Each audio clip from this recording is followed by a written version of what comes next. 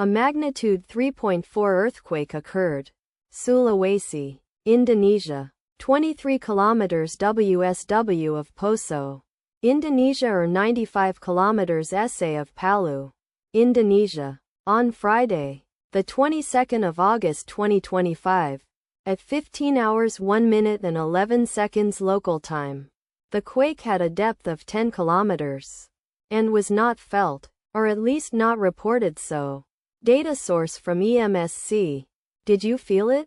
Let us pray. May the earthquake that occurred not affect our brothers and sisters there. May the earthquake not happen again.